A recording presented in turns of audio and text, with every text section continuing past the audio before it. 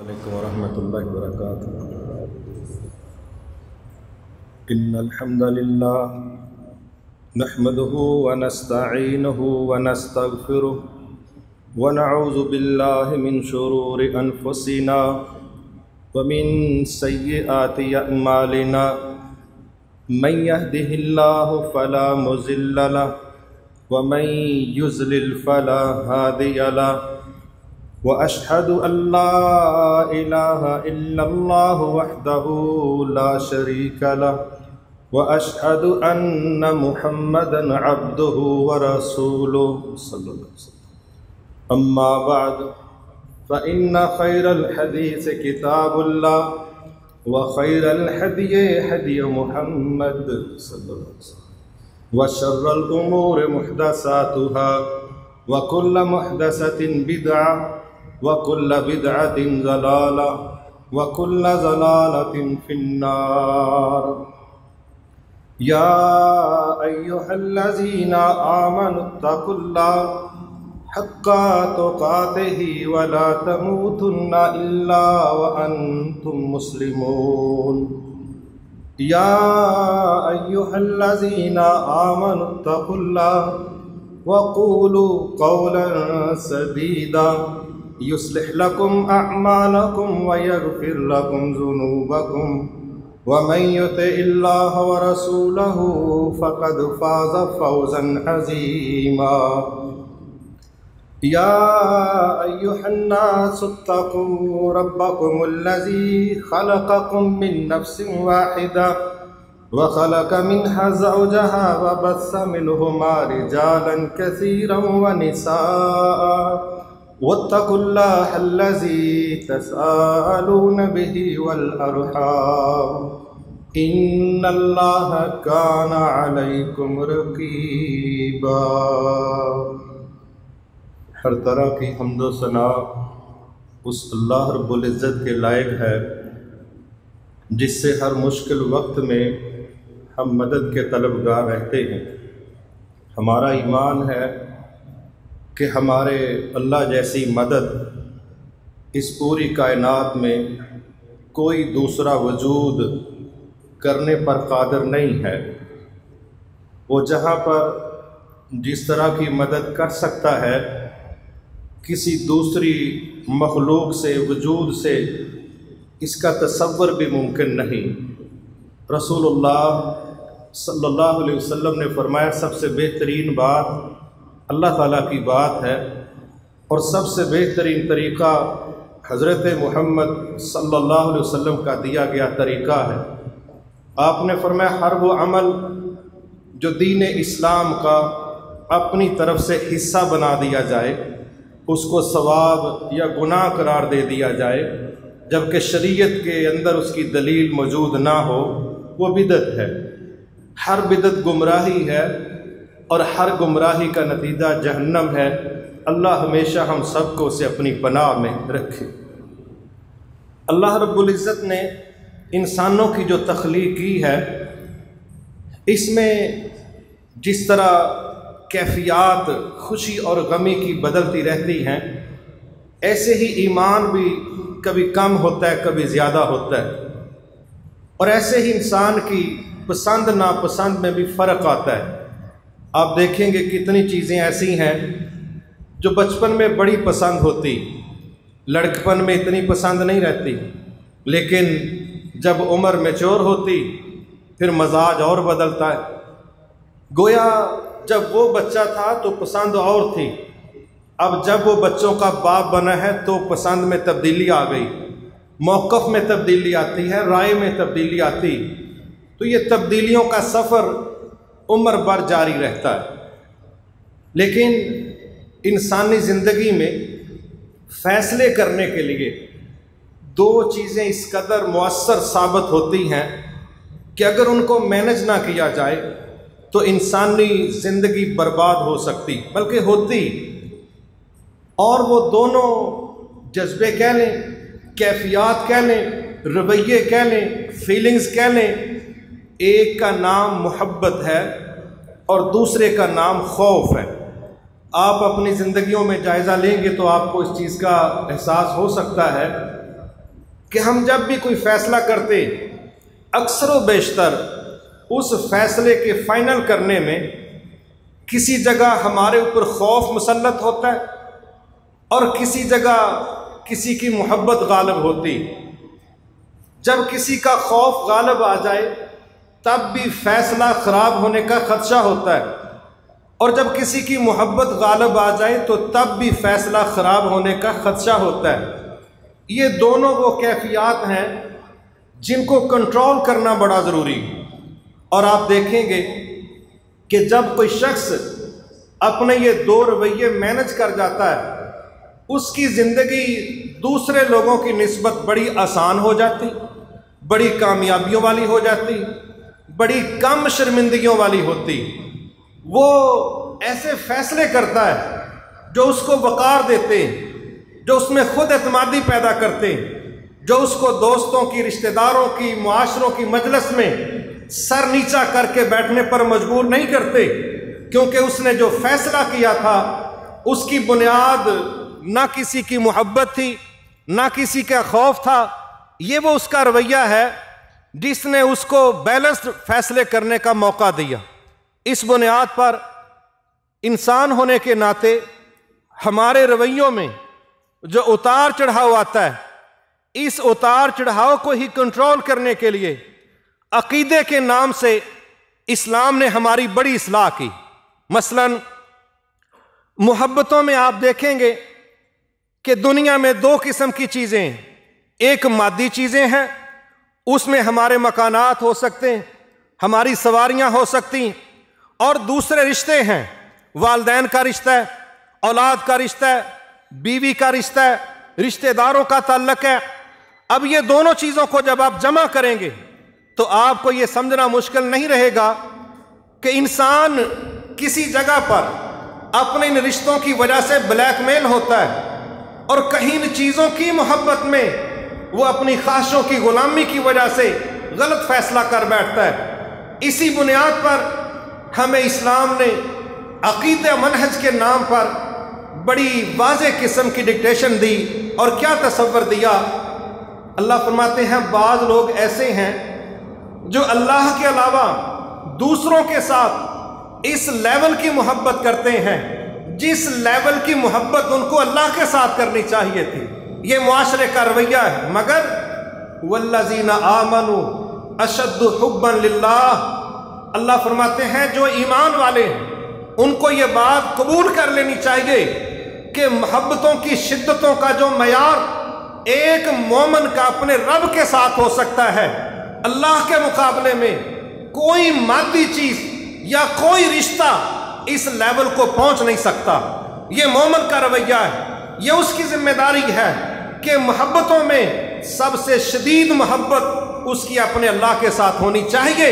مگر معاشروں میں اللہ فرماتے ہیں بعض لوگ ایسے ہیں وہ اللہ کی بجائے یہ لیول، یہ سٹیٹس، یہ قدر اللہ کے علاوہ دوسروں کو دے دیتے ہیں، اور جب آپ اللہ کے لیول کی محبت کسی دوسرے کو دیں گے، اللہ کی قسم آپ کے فیصلے درست نہیں ہو سکتے، آپ کے فیصلے غلط ہو جائیں گے۔ کیوں؟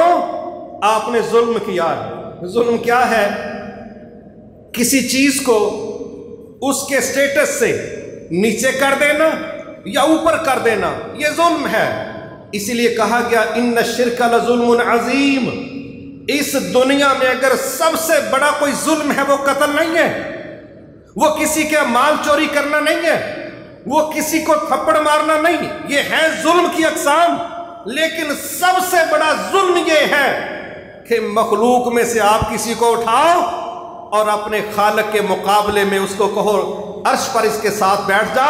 جب یہ رویہ، یہ نظریہ ہوگا، اللہ فرماتے ہیں اس سے بڑا ظلم کوئی نہیں، اس سے بڑی زیادتی کوئی نہیں، اس سے زیادہ مس مینجمنٹ کوئی نہیں، اس سے بڑی جہالت کوئی نہیں کہ آپ مخلوق میں سے کسی کو اٹھا کے کہو کہ جو میرا رب کر سکتا ہے وہ تم بھی کر سکتے ہو۔ جب یہ سٹیٹس اس کو دو گے، اللہ فرماتے ہیں سب سے بڑا ظلم اس دنیا کے اندر یہ ہے کہ اس کی وہ اوقات نہیں تھی جو آپ نے اٹھا کے اس کو رب کے مقابلے میں کھڑا کر دیا اور کہا یہ برابر ہے، جبکہ ہم تمہیں سورۃ اخلاص میں کہہ چکے تھے وَلَمْ يَكُنْ لَهُ كُفُوًا أَحَدٌ، میرے مقابلے میں اس کائنات کے اندر کوئی وجود موجود نہیں ہے، تم نے اس کو قبول نہیں کیا اور تم نے مختلف ٹرمینالوجی استعمال کر کے، نام تبدیل کر کے تم نے میرے مقابلے میں مخلوقات کو کھڑا کیا۔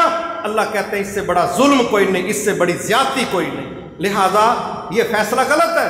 اور اگر محبت ہماری ہو اللہ کے ساتھ، سب سے زیادہ ہمارے فیصلے بڑے کمال کے ہو جائیں، ہماری زندگی ایک ردم میں آئے گی، سموتھلی چلے گی۔ اسی وجہ سے پہلی چیز ہمیں یہ سمجھائی گئی کہ مسلمان کی محبت سب سے زیادہ اللہ کے ساتھ ہونی چاہیے، اللہ کے بعد اس کے رسول کے ساتھ صلی اللہ علیہ وسلم۔ اور جب یہ نظریہ قبول کر لیا جائے گا اس کے نتائج بڑے شاندار۔ مثلا نبی صلی اللہ علیہ وسلم نے ایک دفعہ استعارتاً یہ بات سمجھائی کہ اگر کوئی شخص ایمان کا مزہ لینا چاہتا ہے تو پھر وہ 3 شرطوں کو پورا کرے، 3 شرطوں کو، اس کو ایمان کا مزہ آئے گا۔ اب یہ ہم دیکھیں کہ ہمیں ایمان کا مزہ کیوں نہیں؟ ہم جہاں پر چلے تھے وہیں پر کھڑے ہیں، ایمان آگے کیوں نہیں بڑھ رہا؟ کلاس اگلی کیوں نہیں آ رہی؟ لذتوں میں اضافہ کیوں نہیں؟ پیپسی کی باری آتی ہے تو کہتے ہیں دل مانگے اور جب باری آتی ہے ایمان کی کہتے ہیں نہیں بڑا جنہ ہو گیا کہ ہوں مطلب سارے کام اسے ہی کرنے نے، یہی کافیہ جو کر رہی ہیں۔ دنیا کی ڈشوں کے مقابلے میں للچائی نظروں کے ساتھ دل اور مانگتا ہے کیونکہ مزہ آتا ہے، اور جب ایمان کا ہمیں مزہ نہیں آیا تو ہم گزارے میں پڑتے ہیں کہ گزارا کافی۔ آپ نے فرمایا پہلی شرط یہ ہے کہ سب سے زیادہ وہ محبت اللہ اور اس کے رسول کے ساتھ کرے، یہ پہلی شرط۔ اب ہم سب اس کا جائزہ لے سکتے ہیں، کیا پریکٹیکل لائف میں ہم ایسا کرتے ہیں کہ ہم سب سے زیادہ محبت اللہ اور اس کے رسول کے ساتھ کر سکتے ہیں؟ کی ہے؟ اگر نہیں کی تو اس کا نتیجہ ہے ایمان میں اگلا گیئر نہیں لگ رہا، اگلی کلاس کی ڈیمانڈ نہیں، اگلا سٹیپ نہیں ہے، جہاں کھڑے تھے وہیں کھڑے ہیں، جمود کا شکار، کیونکہ ہم نے یہ شرطیں پوری نہیں کی۔ دوسرا آپ نے فرمایا تھا کہ تمہیں کوئی کفر کی طرف بلائے، دعوت دے کفر کی، تو تم اس طرح برا سمجھو جس طرح تمہیں کوئی آگ کی طرف بلا رہا ہے۔ کوئی تمہیں کہے آگ میں چھلانگ لگا دو، کتنا برا محسوس کرو گے؟ کہا جب تمہیں کوئی کفر کی طرف بلائے اس طرح برا محسوس کرو، تکلیف محسوس کرو۔ اور تیسری چیز، اگر کسی کو کچھ دینا ہے تو اللہ کے لیے دو، نہیں دینا تو اللہ کی وجہ سے نہ دو۔ گویا محبتیں بھی اللہ کے لیے اور نفرتیں بھی اللہ کے لیے۔ کہا یہ 3 شرطیں اگر تم پوری کرو گے اللہ تمہیں ایمان کا مزہ دے گا، اور مزہ آتا ہے تو پھر بندہ اور کام کرتا ہے، آگے بڑھتا ہے۔ لیکن جب ہم نے یہ شرطیں پوری نہیں کی، ہمیں ایمان کے مزے کوئی نہیں آئے، پھر ہم نے عمریں گزاری جس طرح کوئی بندہ سائیکل سٹینڈ پر کھڑا کر کے پیڈل مارتا رہتا ہے، سارا دن مارتا رہے، سفر نہیں ہوگا، مشقت ضرور ہوگی۔ ہم نے مشقتیں کی ہیں، ہم نے سفر نہیں کیے، ہم نے منزلوں کا قرب حاصل نہیں کیا، ہم نے فاصلے طے نہیں کیے، کیونکہ ہمارا طریقہ کار درست نہیں تھا۔ لہٰذا یہ پہلی عقیدے کی چیز ہے کہ ہماری سب سے زیادہ محبت اپنے اللہ کے ساتھ ہونی چاہیے، اس کے بعد ہمارے فیصلوں کا درست ٹریک پر چڑھنا، اس کی انشاءاللہ امید کرنی چاہیے۔ دوسری چیز جو ہمیں سمجھائی گئی وہ یہ ہے کہ ہر جگہ محبت کا ڈیزائن ہے، یہ نہیں کہ محبت کے نام پر یہ جو جملہ بولا جاتا ہے کہ محبت اور جنگ میں سب جائز ہے، یہ کوئی بخاری شریف کی حدیث نہیں ہے، یہ کسی بیوقوف کی بات ہے۔ سب جائز سب جگہ نہیں ہے۔ جنگوں میں بھی اسلام نے ڈسپلن دیا ہے، جنگوں میں بھی اسلام نے ڈسپلن دیا ہے۔ اسلام ڈسپلن دوستی دیتا ہے، اسلام ڈسپلن دشمنی دیتا ہے۔ اسلام میں نہ دوستیاں حدود سے باہر ہیں، نہ نفرتیں حدود سے باہر ہیں۔ آپ سے جب یہ سوال کیے گئے جنگوں میں کیا ہم اپنے دشمن کی لاش کے ٹکڑے کر سکتے ہیں؟ حالانکہ وہ لڑکے مرے ہیں، مر چکے ہیں، ڈیڈ باڈی ہے، کہا نا اسلام کا کوئی سٹینڈرڈ ہے، اس کا کوئی معیار ہے، یہ انٹرنیشنل ورتھ رکھتا ہے، اس نے ساری دنیا کو ساتھ لے کے چلنا ہے، یہ وحشی پن کے چکروں میں نہیں ہے۔ یہ تو بکری کو ذبح کرنے کے لیے آپ کو چھری تیز کرنے کا آرڈر دیتا ہے۔ جس جگہ پر بکری کو لٹا کے چھری پھیرنی ہے اس زمین کا نرم کرنا، نرم رکھنا اس کی سوچ دیتا ہے۔ اپنے دشمنوں کو زندہ جلانے کی اجازت نہیں دیتا، قتل کیے گئے بندے کی لاش کے ٹکڑے نہیں کرنے دیتا۔ اسلام دشمنیوں میں بھی ڈسپلن رکھتا ہے، قاعدہ رکھتا ہے، ضابطہ رکھتا ہے، حدودوں کی حد رکھتا ہے۔ محبتوں میں بھی اسلام ڈسپلن رکھتا ہے۔ یہ واحیات طریقہ کار کہ جہاں جس طرح کی محبت کرنی ہے کر جاؤ۔ یہ کسی بیوقوف شاعر کی بات ہو سکتی ہے، یہ کسی ہارے ہوئے عاشق کی بات ہو سکتی ہے، یہ ہمارے اسلام کی بات نہیں ہے۔ وہاں رب سے محبت کا ڈیزائن الگ ہے، اللہ کے نبی کے ساتھ محبت کا ڈیزائن الگ ہے، صحابہ سے محبت کا ڈیزائن الگ ہے، ماں کے ساتھ محبت کا ڈیزائن الگ ہے، بیوی کے ساتھ محبت کا ڈیزائن الگ ہے، بیٹی کے ساتھ محبت کا ڈیزائن الگ ہے، کزنوں کے ساتھ محبت کا ڈیزائن الگ ہے، مکان کے ساتھ محبت کا ڈیزائن الگ ہے، مسجد کے ساتھ محبت کا ڈیزائن الگ ہے۔ اللہ کی قسم ایک ایک چیز کو اسلام بڑی ترتیب دیتا ہے، بے ترتیبہ اسلام نہ ہے نہ رہنے دیتا ہے۔ لیکن ہمارے ہاں جو کہ جہالتوں کی بنیاد پر فیصلے کر لینا، پھر اس کا ایکسیڈنٹ جب ہوتا ہے تو سب کا تہس نہس ہونا، اور پھر کہنا کہ اگوں صاحب لانے کریے کہ نہ کریے، یہ جب تک حساب لگتا ہے اتنی دیر تک کتاب پھٹ پھٹ جاتی۔ اس لیے بہت بر وقت فیصلوں کو درست ترتیب دینے کے لیے یہ پہلی شرط ہے عقیدے میں کہ سب سے زیادہ محبت اللہ کے ساتھ، اور پھر اللہ نے کہا میں تمہیں بتاتا ہوں کہ مجھ سے محبت کرنی ہے تو اس کا طریقہ کار کیا ہے۔ فرمایا قل ان کنتم تحبون اللہ، اے نبی آپ بتائیں نا محبتیں کس طرح کی جاتی، آپ سمجھائیں نا ان کو کہ محبت ہوتی کیا ہے، کی کیسے جاتی ہے، آپ ان کو بتلائیے۔ اگر کوئی شخص اللہ کے ساتھ محبت کا اظہار کرنا چاہتا ہے کہ مجھے اللہ سے پیار ہے، فاتبعونی فاتبعونی، اس کی ذمہ داری ہے، اس محبت کرنے والے کی ذمہ داری ہے کہ وہ اللہ کے نبی کی اتباع کرے۔ اتباع کرے، جو اللہ کے نبی کی اتباع کرے گا وہ اللہ سے محبت کے دعوے میں اظہار میں سچا ہے۔ جو اللہ کے نبی کی اتباع نہیں کرے گا اس کے نعرے نورے سے رب مطمئن ہونے والا نہیں۔ اتباع کیا؟ یہ بس ایک اصول بیان کر کے میں آگے بات کرتا ہوں۔ اتباع یہ ہے کہ جہاں آپ نے قدم رکھ دیا، جہاں آپ نے قدم رکھ دیا، ہم اپنا قدم آپ کے قدم کے پرنٹ سے آگے نہیں رکھ سکتے، ہم اپنا قدم آپ کے قدم سے پیچھے نہیں رکھ سکتے، دائیں نہیں کر سکتے، بائیں نہیں کر سکتے۔ جہاں آپ نے قدم مبارک رکھ دیا ہے ہم بھی اپنا قدم وہیں رکھیں گے، تو یہ اتباع رسول ہے۔ اگر یہ ہو گیا کہ شیخ کا نقش قدم یوں بھی ہے اور یوں بھی ہے، یہ بیرنگ والا پاؤں کسی آپ کے شیخ کا ہو سکتا ہے، اللہ کے نبی کا اس طرح کا پاؤں نہیں ہے۔ وہاں ہمیں کہا گیا لا تقدموا بین یدی اللہ ورسولہ، خبردار کوئی شخص اللہ اور اس کے رسول سے آگے بڑھنے کی کوشش نہ کرے۔ اور کہیں کیا سمجھایا گیا، فَلْيَحْذَرِ الَّذِينَ يُخَالِفُونَ عَنْ أَمْرِهِ أَن تُصِيبَهُمْ فِتْنَةٌ أَوْ يُصِيبَهُمْ عَذَابٌ أَلِيمٌ۔ وہ لوگ جو میرے نبی کے طریقے کی مخالفت کرتے ہیں ہم ان کو وارننگ دیتے ہیں، ایسا نہ ہو تمہارے اس غلط حرکت کی وجہ سے آسمانوں سے تم پر کوئی دردناک عذاب نہ نازل ہو جائے، یا تم کسی مصیبت میں گرفتار نہ کر لیے جاؤ۔ اس لیے اپنے نبی کے طریقے کی مخالفت کی گنجائش۔ اب کہاں مخالفت ہوئی، ایک چھوٹا سا واقعہ سمجھیں۔ آپ کھانا کھانے بیٹھے، باقی لوگ بھی بیٹھے، ایک بندہ بائیں ہاتھ کے ساتھ کھبے ہاتھ کے ساتھ اس نے کھانا شروع کر دیا۔ آپ نے کہا تیرا دائیں ہاتھ نہیں اٹھتا؟ مطلب یہ تھا، تھوڑا غصے میں کہا مچور بندہ ہے، دائیں ہاتھ کے ساتھ کھاؤ۔ کہنے لگا یہ استطاعت نہیں رکھتا، حالانکہ استطاعت تھی۔ اس نے ایسے ہی رف موڈ میں کہہ دیا اے نہیں یہ نہیں اٹھتا۔ آپ نے فوری کہا اچھا اللہ کرے پھر اٹھے بھی نہ۔ صحابہ کہتے ہیں اس وقت سے لے کے مرتے دم تک اس بندے کا دایاں ہاتھ منہ تک پہنچ ہی نہیں سکا۔ کیا بائیں ہاتھ سے کھانا شرک ہے؟ کیا بائیں ہاتھ سے کھانا بدعت ہے؟ کیا بائیں ہاتھ سے کھانا کسی کے مال پر قبضہ ہے؟ کیا بائیں ہاتھ کھانا زنا کے برابر ہے؟ نہیں، ایک سسٹم ہے، ایک ڈسپلن ہے کہ آپ کو کہا گیا ہے کہ دائیں ہاتھ سے کھاؤ، کیونکہ بائیں ہاتھ سے شیطان کھاتا ہے، شیطان پیتا ہے۔ آپ کو ایک ڈیزائن دیا گیا ہے، نبوی طریقہ کار ہے۔ مخالفت کی وجہ کیا ہے؟ رف رویہ کیوں ہے؟ طبیعتوں میں پراؤڈنس کیوں ہے؟ قبول کرو اس کو۔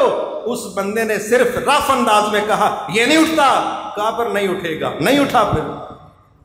اس لیے اگر اتنی بات پر یہ ری ایکشن آ سکتا ہے آسمانوں سے بھی، زمین سے بھی، تو ہم باقی نبی کے مقابلے میں دیکھیں ہمارے رویے ہیں کیا، ہمارا کردار ہے کیا، پھر سمجھ آ جائے گی کہ ہماری زندگیاں ڈسٹرب کیوں ہیں۔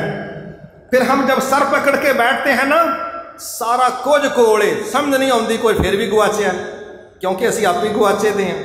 ہم خود ٹریک پر نہیں، ہم خود راستوں پر نہیں، ہم خود صراط مستقیم پر نہیں۔ جب ہم خود بھٹک گئے ہیں، سب کچھ گھروں میں پڑا ہے، فریجیں بھری پڑی ہیں، گیراج میں گاڑیاں کھڑی ہیں، بینکوں میں مال پڑا ہے، چیک بکیں دراز میں پڑی ہیں، لیکن طبیعتوں میں سکون موجود نہیں، طبیعتوں میں ٹھہراؤ نہیں، تحمل نہیں، بردباری نہیں، وہ احساس نہیں کہ ہم کہہ سکے رضیت باللہ ربن وبالاسلام دینا وبمحمد نبیا۔ میں مطمئن ہوں، مجھے کوئی شکوہ نہیں، نہ اپنے رب سے، نہ اپنے نبی سے، نہ اپنے دین سے، نہ اپنے طریقہ کار سے۔ میں ریلیکس ہوں، میں پرسکون ہوں۔ نہیں کہتے، جہاں بیٹھتے ہیں شکوے، جہاں بیٹھتے ہیں تنقید، اس لیے کہ ہم اندر سے بے قرار ہیں۔ جب بندہ اندر سے آوازار ہو، پھر باہر کے موسم اس کا موڈ آن نہیں کرتے، پھر بڑی بڑی لگژری گاڑیاں اس کو ریلیکس نہیں کرتی، پھر مووی کیا، ڈرائیونگ کیا، سیر کیا، یہ بندے کا موڈ نہیں بدلتے۔ یہ تو توجہ تقسیم کرنے کی کوشش ہوتی ہے۔ حقیقی معنوں میں جب بندہ اندر سے ریلیکس ہوتا ہے، پھر اس کو خزاں کا موسم بھی اپنے ساتھ مسکراتا نظر آتا ہے۔ لیکن جب ہم نے اپنے نبی کی مخالفتوں کی سیریل قائم کی تو ریئیکشن کی بھی سیریل پہنچی، اور اس کا رد عمل ہم دیکھ رہے ہیں۔ اللہ ہم سب پر رحم فرمائے۔ صحابہ ہیں، تشریف فرما ہے، باتیں چھڑ گئیں کہ نیک کام زیادہ سے زیادہ کرنے چاہیے، بڑی اچھی بات ہے۔ کہتے ہیں کہ ایسا کرتے ہیں کہ اللہ کے نبی کے گھر جاتے ہیں تو نبوی شیڈیول دیکھتے ہیں کہ اللہ کے نبی کس طرح عبادت کرتے ہیں۔ اب یہ ذہن بننا چاہیے کہ عبادتوں میں کوالٹی چاہیے، گنتی نہیں چاہیے۔ ہمارے ہاں گنتیوں کا مالی خولیہ ہے کہ معیار کا نہیں ہے۔ اب 3 صحابہ آپ کے ایک گھر پر گئے، پوچھا اللہ کے نبی موجود ہیں؟ کہا نہیں۔ اب یہ دروازے پر کھڑے ہیں، پوچھتے ہیں اماں جی بتلائیے نبی صلی اللہ علیہ وسلم کی نفلی عبادات کا شیڈیول کیا ہے، کیا طریقہ کار ہے؟ اماں جی نے کہا اس طرح تہجد پڑھتے ہیں، اس طرح اذکار کرتے ہیں، اس طرح تلاوت ہے، یہ نفلی روزے ہیں، یہ آپ کی روٹین ہے، کیونکہ فرضی کام تو ساری دنیا کے سامنے ہو ہی رہے۔ اب تینوں صحابہ کھڑے، صحیح بخاری شریف، ایک کیا فرماتے ہیں؟ کہتے ہیں اچھا آپ تو اللہ کے رسول ہیں، بخشے بخشوائے ہیں، تب بھی اتنی عبادت؟ ہم تو عام لوگ ہیں، ہمیں تو آپ سے زیادہ کرنی چاہیے، ہمیں تو آپ سے زیادہ کرنی چاہیے۔ سوچ مخلص تھی، مگر فائدہ تب ہونا تھا جب نبی کی مہر لگنی تھی۔ ایک کہنے لگے میں نے یہ پروگرام بنایا ہے کہ آج کے بعد ساری رات تہجد پڑھا کروں گا، ساری رات تہجد پڑھوں گا۔ دوسرا کہتا ہے میں نے یہ پروگرام بنایا کہ آج کے بعد روزانہ نفلی روزہ رکھوں گا۔ اور تیسرا کیا کہتا ہے؟ تیسرا کہتا ہے میں نے یہ پروگرام بنایا کہ میں نے نکاح ہی نہیں کرنا، تاکہ جو وقت بیوی بچوں کو دینا ہے وہ ہم عبادت میں لگائیں گے۔ ٹھیک ہے جی۔ یہ تینوں صحابہ بات کر کے چلے گئے۔ آپ کی زوجہ محترمہ نے یہ ساری بات سن لی تھی جو انہوں نے کہی، جو انہوں نے کہی۔ آپ جب گھر آئے تو اماں جی نے سارا واقعہ بیان کیا، کہنے لگے اس طرح 3 لوگ آئے تھے، یہ سوال انہوں نے کیا، یہ میں نے جواب دیے۔ تو اچھا آپ نے کہا ممبر منگواؤ، یہ نارمل کیس نہیں ہے۔ کہا لوگوں کو بھی جمع کرو، ممبر منگوایا گیا، لوگ جمع کیے گئے۔ پھر آپ نے لوگوں کو مخاطب کر کے کچھ اصولی باتیں سمجھائیں، وہ ہمیں بھی سمجھنی چاہیے۔ وہ کیا ہیں؟ فرمایا لوگوں سنو، تم میں سب سے زیادہ اللہ سے ڈرنے والا میں ہوں، مجھ سے زیادہ تم میں اللہ سے ڈرنے والا کوئی ہے ہی نہیں۔ یہ پہلی بات یاد رکھنا، جتنی مرضی محنت کر لو، میرے جتنا تم اللہ سے ڈر نہیں سکتے۔ دوسری بات بڑی خوبصورت کہا تم میں سب سے زیادہ اللہ کو جاننے والا بھی میں ہوں کہ وہ کن باتوں پر خوش ہوتا ہے اور کن باتوں پر ناراض ہوتا ہے۔ جتنا میں رب کے مزاج کو جانتا ہوں تم نہیں جانتے۔ یہ دو باتیں کر کے پھر آپ نے کہا سنو، میں رات کو تہجد پڑھتا ہوں لیکن سوتا بھی ہوں۔ کیا مطلب؟ ساری رات تہجد پڑھنا میرا طریقہ کوئی نہیں۔ پھر آپ نے فرمایا میں روزے رکھتا ہوں لیکن وقفے بھی کرتا ہوں، روزانہ روزے رکھنا میرا معمول نہیں ہے۔ تیسرا آپ نے فرمایا میں نے نکاح بھی کیے ہیں، میں نے نکاح بھی کیے ہیں۔ یہ تیسری بات کر کے آپ نے فرمایا فمن رغب عن سنتی فلیس منی، جو بندہ میرے راستے سے ہٹ گیا، میری سنت سے منہ موڑے گا، میرے ڈیزائن سے پیچھے ہٹے گا، فلیس منی، وہ ہمارا بندہ نہیں، وہ ہم میں سے نہیں ہے۔ کیا خیال ہے ساری رات تہجد پڑھنا بری بات ہے؟ کیا خیال ہے اس نیت پر شادی نہ کرنا کہ وقت اسلام کو دے دوں، کیا یہ بری نیت ہے؟ اس نیت پر روزانہ روزہ رکھنا کہ اجر زیادہ ملے گا، کیا یہ غلط بات ہے؟ اللہ کی قسم ساری رات کی تہجد زیرو ہو جائے گی جب نبی کے طریقے کے مطابق نہیں ہوگی۔ 30 دنوں کے 30 روزے زیرو ہو جائیں گے جب نبی کی سٹیمپ نہیں لگی ہوگی۔ نکاح کے بغیر 70 سال گزار دینا تباہی کا باعث بنے گا جب نبی کی پیچھے سند نہیں ہوگی۔ اس لیے اللہ کے نبی سے بڑھ کے رب کو جاننے والا کوئی نہیں، رب کو مطمئن کرنے والا کوئی نہیں۔ صرف نیتیں نہیں چلیں گی، اللہ کے نبی کا ڈیزائن چلے گا۔ شکر ہے اس ذات کا جس نے ہمیں محبتیں ترتیب کے ساتھ سکھا دیں، ورنہ جو اللہ کی محبت میں اپنی مرضی سے ساری رات تہجد پڑھتا، سویرے گھر والی نے کہنا سی کوئی ناشتے دا سامان، انہیں کوئی لڑ پینا سی کہ تینوں نہیں پتا ساری رات میں مسلے تے کڈی، ہوں تو سویرے سویرے مینوں دہی لین کے لنڈی، تو کیا خیال ہے؟ انہیں بھی تو کہنا پھر بچے سولر سسٹم تے لوا دا، تو ساری رات مسلے تے کڈی، انہوں میں دھوپے بٹھا کے پیٹ بھرنا، انہوں دا کی کرنا ہے؟ اے نہیں بس میں ستا۔ چلو جی ایک دن لڑائی ہوئی، گزارا ہوا، انشاءاللہ ہفتے بعد 3 طلاقاں کٹھیاں تے اپنے اپنے کار تے تو مسئلہ سنبھال۔ یہ جو کہتا ہے میں نے نکاح اس لیے نہیں کیا تاکہ میں نیک بن جاؤں، واللہ نکاح کر کے بندہ زیادہ نیک بنتا ہے۔ 60 سال تک آپ اپنے آپ کو بڑا نیک ثابت کریں، نکاح کے بغیر بھی رہیں، نیک بنا کے پیش بھی کریں۔ ایک باری کسی نے ذرا غور نال ویکھ لیا نا، پورے محلے نے تقوی روڑ چھڑنا پھڑ کے کہ بزرگ ماشاءاللہ پلکاں بھی سفید، چاٹا بھی سفید، تے ویندا انجے دوجیاں نو کہ اکھاں نال ہی پی جائے گا، پورا تقوی اگلا روڑ کیوں مارنا؟ ختم۔ اس لیے کہ غیر فطری فیصلہ ہے۔ اور روزانہ روزے رکھ کے جب آپ نے گھر کو مینج نہیں کرنا، محنت مزدوری نہیں کرنی، آپ کو کس نے کہا کہ فرضی گھر کو مینج کرنے کا کام چھوڑ کے نفلی روزہ رکھ کے بیڑا گرک کر لو؟ یہ کس نے کہا ہے؟ خود ساختہ تقوی نہیں ہے، خود ساختہ پرہیزگاری نہیں ہے۔ ہر چیز وہی صحیح ہے جو اللہ کے نبی نے دی۔ لہٰذا اس لیے ہمارے رب نے کہا تھا محبتیں بھی اپنے نبی سے سیکھ لینا، کہ جو مجھ سے محبت کا اظہار کرنا چاہتا ہے اپنے نبی کو پڑھ لینا، مجھے سب سے زیادہ محبت میرے ساتھ میرے رسول نے کی ہے، ان کو دیکھ لینا۔ اعتدال کے ساتھ چلے ہیں، ترتیب کے ساتھ چلے ہیں، تسلسل کے ساتھ چلے۔ ایک یہ چیز یہ ہمارے عقیدہ منہج کا حصہ ہونی چاہیے کہ محبت سب سے زیادہ اللہ کے ساتھ، اور محبت کرنے کا طریقہ رسول اللہ علیہ وسلم کے طریقے کے مطابق، خود ساختہ محبتوں کے دعوے طریقے نہیں چلیں۔ کوئی بندہ باہر سے آ کے یہاں فرض نماز پڑھے کوئی نہ تلاوت کرے نہ نماز پڑھے، اے مسجد دے سارے تھم چمی جائے، بوئے بھی چمی جائے، پونے گھنٹے بعد باہر نکل جائے، ہونٹ دے زخمی ہوئے ہونے تے کہو میرا نام پاؤ عاشقاں جی تیرے کہڑے کھجل خراب عاشقاں تیرا نام پائیے، نماز پڑھنی ہو تو پڑھی کوئی نہیں، چمیاں لے کے مسجدیاں آ گئے۔ یہ کون سا محبت کا طریقہ ہے؟ ہر جگہ محبت کا ڈیزائن، طریقہ، قاعدہ، ضابطہ الگ ہے۔ آگے آ جائیے، پھر ہماری اللہ کے ساتھ جو محبت ہے اس کا ایک اصول ہے کہ محبتیں تو پھر قربانی مانگتی۔ اگر آپ محبتوں میں قربانی نہیں دیتے تو محبتیں ثابت کرنا مسئلہ ہے، اور محبت کا اصول ہے یہ اظہار مانگتی، یہ تجدید مانگتی، یہ تو دلیل مانگتی۔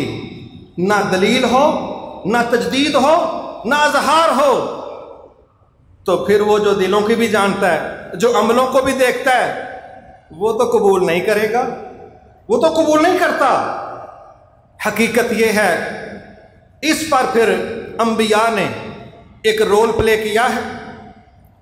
ساری دنیا میں آج ایک بحث چلتی، کاش ہمارے بحثوں کے موضوع تعمیری ہوتے، تعمیری مثبت ہوتے۔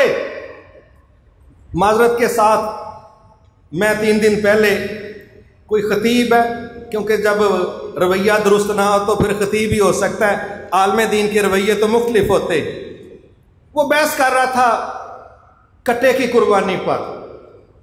اب بحثوں کی سیریل چل رہی ہے پاکستان، ہر سال کٹے دی قربانی جائز ہے نہیں جائز، اس پر ایسے ایسے سخت الفاظ بولے جا رہے ہیں جو کسی عالم دین کو زیب نہیں دیتے، اور ہر جگہ یہ چکر ہے اس پر بات کرو۔ میرا خیال ہے اگر ہم اس پر تھوڑی بات سن کے بات آگے بڑھاتے، بات اس مکالمے پر کرتے جو ابراہیم علیہ السلام اور اسماعیل علیہ السلام کے درمیان ہوا ہے، اگر ان نقطوں پر بحث ہوتی، اگر ان کی تشریحات ہوتی کہ ایک باپ اپنے خواب کی بنیاد پر اپنے بیٹے سے رب کی محبت میں قربانی مانگ رہا ہے، اور بیٹا بھی اپنے باپ کی اطاعت میں اپنے رب کے سامنے قربانی دینے کے لیے تیار ہے، یہ وہ موضوع ہونا چاہیے تھا جو ہمارے گھروں میں، سوشل میڈیا میں، ہمارے موضوعات میں بحث ہوتا، تشریح طلب ہوتا، اس کے نقطے رکھے جاتے کہ اصل مسئلہ دمبے کی قربانی نہیں تھا، اصل مسئلہ باپ اور بیٹے کے درمیان جو مکالمہ ہو رہا تھا، وہ کہتا ہے میرا رب چاہتا ہے کہ میں تجھے اللہ کی محبت میں سب سے عزیز متاع سمجھ کے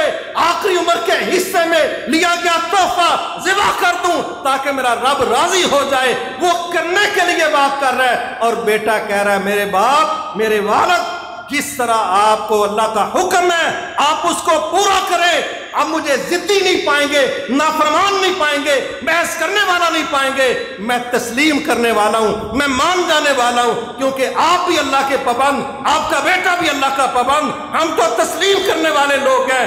اگر ہمارا رب آپ کے قربانی دینے سے، میرے قربان ہونے سے میرا رب اس کی محبت ثابت ہوتی ہے، آپ اپنا کام کریں، میں صبر کر کے اپنا کام کرتا ہوں۔ یہ تھا وہ رویہ جو ہمارے معاشرے میں ڈسکس ہونا چاہیے تھا، اور یہاں بحثیں کیا ہو رہی ہیں؟ کٹے دی کرنی ہے کہ نہیں کرنی، فلانے دی ہوندی ہے کہ نہیں ہوندی۔ اچھا جی، آدم علیہ السلام تے اماں جی دا نکاح کنے پڑھایا سی، انہوں دسو انہیں رجسٹریشن کرنی ہے، بندہ لیٹ ہون ڈیا ہے۔ دسو جی، نوح علیہ السلام کی کشتی میں کس کس چیز کا جوڑا بیٹھا تھا، فلاں فلاں موقع پر گواہ کون کون تھے۔ قطعاً جس کا اس سے قیامت کو سوال نہیں، آج سوال نہیں، اس کی ذمہ داری نہیں، اس کی ضرورت نہیں، ان فضول قسم کے موضوعات میں یہ بحث کرتا ہے اور کرواتا ہے، اور ٹیکنیکلی لاجیکلی لوگوں کو فیل کر کے سمجھتا ہے کہ مجھ سے بڑا تو بصیرت والا کوئی نہیں۔ وہ تخریبی سوچ ہے، وہ تخریبی سوچ ہے جو تعمیری سوچ نہیں ہے۔ حالانکہ اسلام اخلاقیات کو بھی سمجھاتا ہے، اسلام لوگوں کو تعمیر کی طرف لے کے جاتا ہے، پازیٹیوٹی کی طرف لے کے جاتا ہے، کسی مقصد کے اچیو کرنے کی طرف اس کی تربیت کرتا ہے۔ لیکن یہ تب ہوتا نا جب ہمارے موضوعات تعمیری ہوتے، موضوعات تخریبی ہیں، اور اس کا نقصان یہ نکلتا ہے کہ ہم خیر کا کام کم کرتے ہیں، شر کا کام زیادہ ہوتا ہے۔ بہت زیادہ ضروری تھا اس کیس کو سمجھنا، اس سائنس کو سمجھنا، اس سائیکی کو سمجھنا کہ ابراہیم علیہ السلام اور ان کے بیٹے کے درمیان جو باتیں ہوئی ہیں، کیا آج کا باپ اور آج کا بیٹا اس مکالمے کے مطابق اپنا آپ پیش کرنے کے لیے تیار ہیں؟ کیا آج کا باپ اپنے بیٹے کی اس نہج پر تربیت کرنے میں کامیاب ہوا ہے کہ میں کہوں کہ یہ کرنا ہے اور بیٹا کہے کر جاؤ؟ کیا آج کے دور کا باپ اس پوزیشن میں ہے؟ کیا آج کے دور کی اولاد اس لیول پر ہے؟ بلکہ बेटा तो सिर्फ कद निकाले ना, उम्र उसकी 12-14 साल हो, सिर्फ कद निकाल दे तो माँ बाप सरेंडर हो जाते हैं। वो नहीं भाई ये अगू पै जाता है, ये पुत्र है कि कुत्ता रखा जो अगू पै जाता है। क्या है ये मसला? क्या तरबियत की है? क्या समझाया इसको? ना बाप ने उस लाइन पर तरबियत की है, ना बेटा बाप को उस स्टेटस पर लेने के लिए तैयार है। और मौलवी साहब से छुप के पूछते हैं कोई वजीफा दसो, औलाद बड़ी नाफरमान है। तो औलाद मौलवी नूं कहंदी है कोई ऐसा जुमा पढ़ाओ ना प्यो नूं भी पता लगे ਉਹਦੀ ਜ਼ਿੰਮੇਵਾਰੀ ਕੀ ਹੈ, नेरा ਉਹਨੂੰ जम्मण ਦਾ ही चाह सी। ਇਹ ਦੋਵੇਂ ਕੱਲੇ ਕੱਲੇ ਹੋ ਕੇ ਮੌਲवी ਨੂੰ ਪੁੱਛਦੇ ਨੇ ਤੇ ਉਹਨੂੰ ਰਿਮੋਟ ਕੰਟਰੋਲ ਸਮਝਦੇ ਨੇ ਵੀ ਇਸ ਦਫਾ ਪਿਓ ਦੀ ਚਾਬੀ ਮਿਲੀ ਹੈ ਤੇ ਉਹ ਜੁਮਾ ਪੜਾਏ ਔਲਾਦ ਦੇ, ਐਸੀ ਤੈਸੀ ਕਰਦੇ। ਅਗਲੀ ਵਾਰੀ ਔਲਾਦ ਨੇੜੇ ਲੱਗੀ, ਉਹਨੇ ਚਾਬੀ ਦਿੱਤੀ ਹੈ ਤੇ ਬਾਂਦਰ ਵਾਂਗੂ ਮੌਲवी ਨੂੰ ਉਧਰ ਨੂੰ ਨਚਾ ਛੜਿਆ। ਚੰਗਾ ਬਈ ਰਿਮੋਟ ਕੰਟਰੋਲ ਮੌਲवी ਤੁਹਾਡਾ ਮਾਸ਼ਾਅੱਲਾ, ਜਿਹੜੀ USB ਲਾਓ, ਜਿਹੜੀ ਫਾइल खोलो चल जाता है। ये कमी मौजूद है इसलिए कि हम वो तरबियत नहीं कर सके।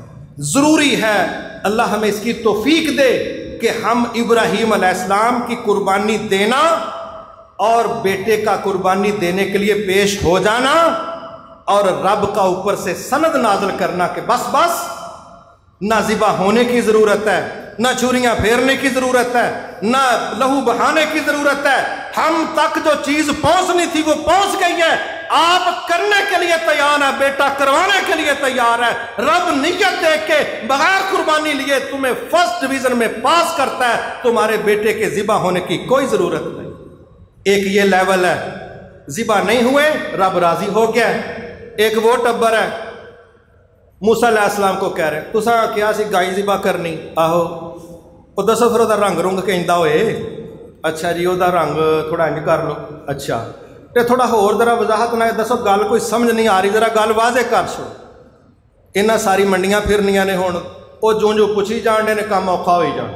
अब वो शर्तें बढ़ रही हैं कि वो ऐसी गाय हो जो जनाब दिलकश लगे, खूबसूरत हो, खेतों में इस्तेमाल नहीं हो, ये उसकी क्वालिटी हो। शर्तें ज़्यादा पूछने से काम बड़ा हो गया।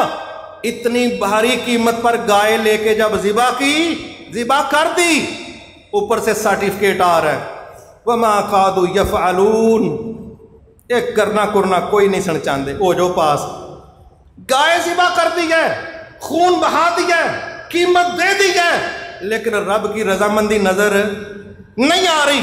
और यहां बेटा ज़िबा नहीं हुआ मगर दोनों ने दिल से तय कर लिया कि हो गया। तो अल्लाह ताला ने क्या किया, तुम्हारे दिल की फीलिंग्स मुझ तक पहुंच गई हैं, अब कुर्बानी देने की ज़रूरत नहीं, मैंने यही चेक करना था बस। ठीक है, आज भी अगर हम ये तय कर लें कि हमने अपनी नीयतों पर इखलास के साथ अल्लाह को मुतमिन करना है दलील के साथ, तो वल्लाह हमारा रब दिलों की कैफियत देख के ही फैसला कर देगा कि कौन बंदा सच्चा और कौन बंदा झूठा है। वरना तो अल्लाह ताला रहम फरमाए, हम एक जगह गए डेरे पर मिलने के लिए, तो उस बंदे ने डेरे पर अपना बड़ा सा चारपाई क्या थी को पूरा टाइटैनिक की था जो बनाया हुआ था उसने, तो बैक पर एक बड़ी तस्वीर उसने बैल की लगाई हुई। तो ज़ाहिर है वो बैठता ही उसकी तरफ बैक करके था, जिसने बैठना है उन्हें बुजुर्गों की ज़ियारत भी करनी है तो गायों की ज़ियारत भी करनी। अब जो उसके साथ बैठ रहा है उसको कह रहा है ऐ मैं फलानी सन च कीता है, बल्ले बल्ले इहदा कोई रेट सी, कोई इहनूं हत्थ नहीं पांदा, इहदा यह रौला सी और रौला।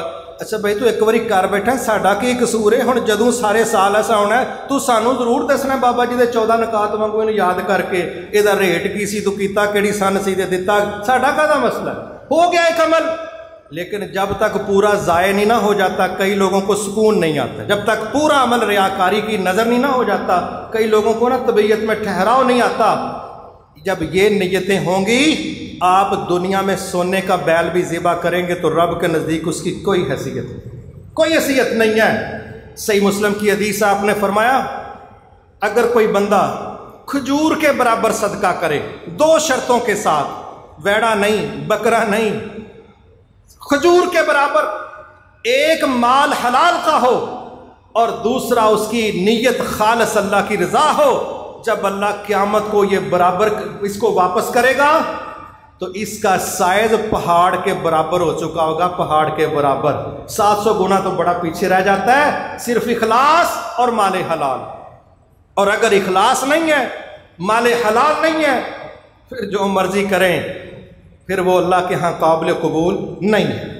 یہ چیز سمجھنا بڑا ضروری ہے کہ ہم اپنے رب کو خوش کرنے کے لیے اس کی محبت میں کیا قربان کر سکتے ہیں۔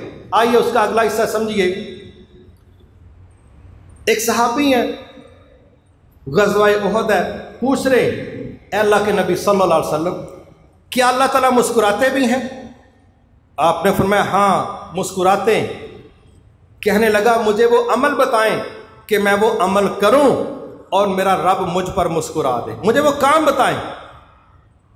آپ نے فرمایا جب جنگ بڑی شدت اختیار کر جائے اور ماحول بڑا پرخطر ہو، لوگ بکھرے ہوئے ہوں۔ اصل میں آپ عکاسی کر رہے تھے گراؤنڈ ریالٹی کی کہ اس وقت یہی حال ہے، تو جس جگہ بندے کو موت نظر آئے اس جگہ ٹکرا کے استقامت کے ساتھ جو بندہ شہید ہو جاتا ہے، جاننے تو بڑی دنیا دیتی ہے، ایسی سچویشن میں جو بندہ جان پیش کرتا ہے، اللہ اس کے اس کیفیت والے عمل کو دیکھ کر عرش پر مسکرا پڑتا ہے۔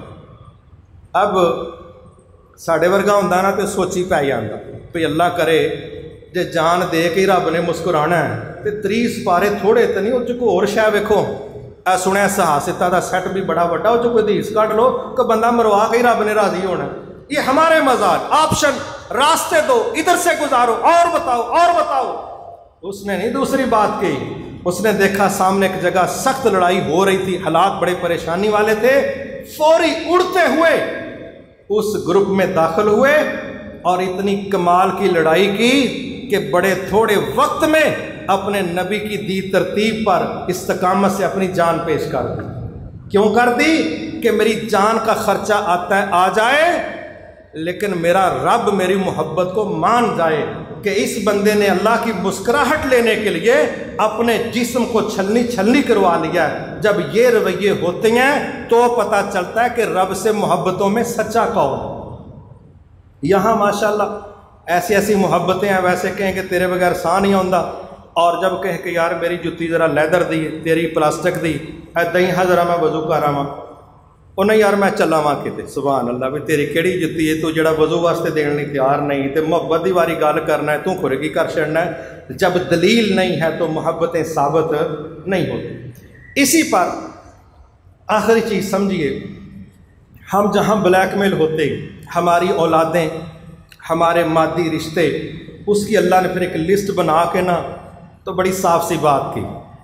فرمایا قل ان کان آباؤکم وابناؤکم واخوانکم وازواجکم وعشیرتکم واموال اقترفتموها وتجارۃ تخشون کسادها ومساکن ترضونها احب الیکم من اللہ ورسولہ وجہاد فی سبیلہ فتربصوا حتی یأتی اللہ بامرہ واللہ لا یہدی القوم الفاسقین۔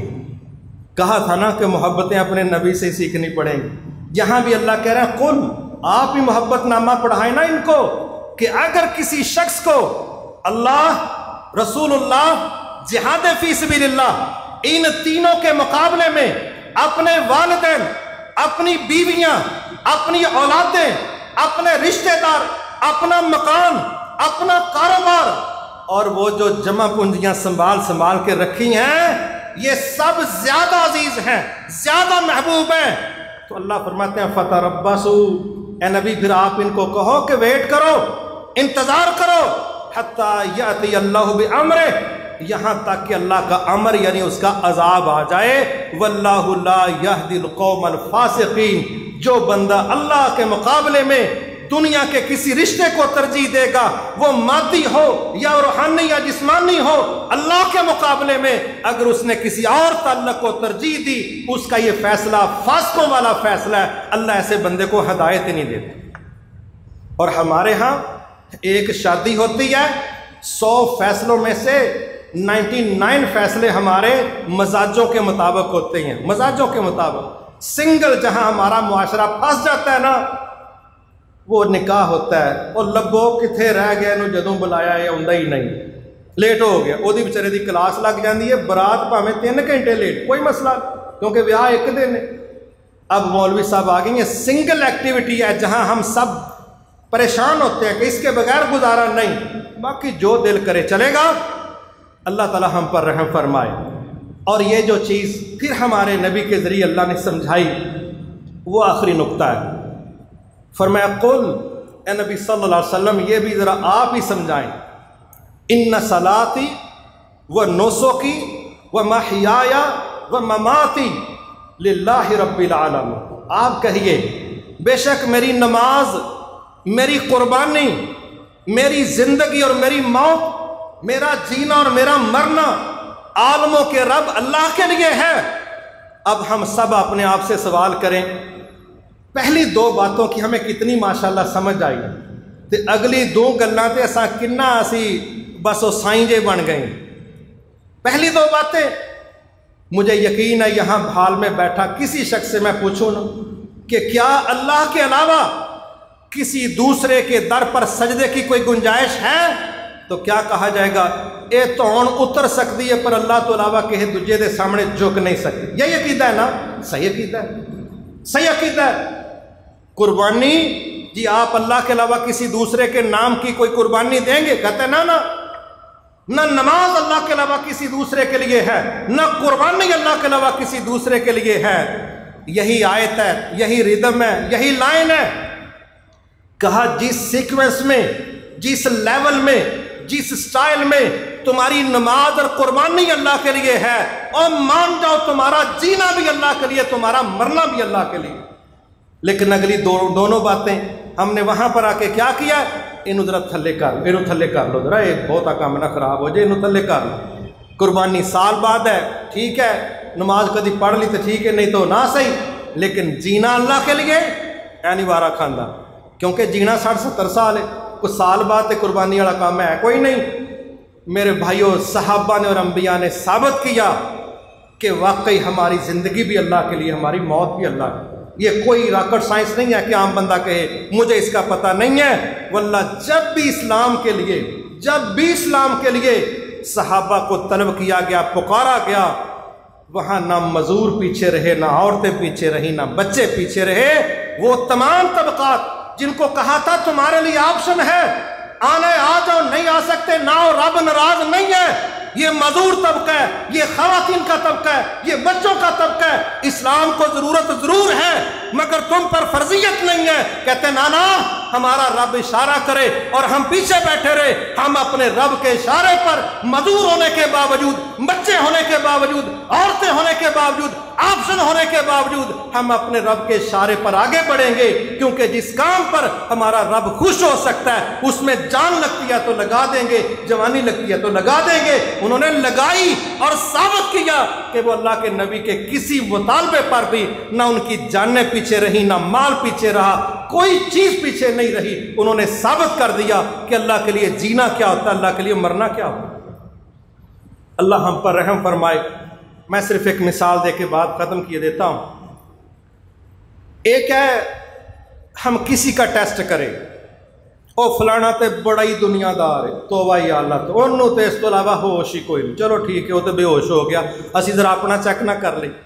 اب ہم اپنا 24 گھنٹے کا شیڈول دیکھیں، اپنا، میں اپنا بناؤں آپ اپنا بنائیں، اس میں ذرا دیکھنا ہے کہ سنگل 5 وقت کی نماز کا شیڈول نکال کے، کیونکہ فرض ہے، یہ کسی پر کوئی احسان نہیں، یہ کوئی کمال نہیں ہے، یہ فرض ہے، کرنا پڑے گا، نہیں کریں گے تو شدید ترین پریشانی یہاں پر بھی قیامت کو بھی۔ یہ کوئی کسی پر احسان نہیں ہے۔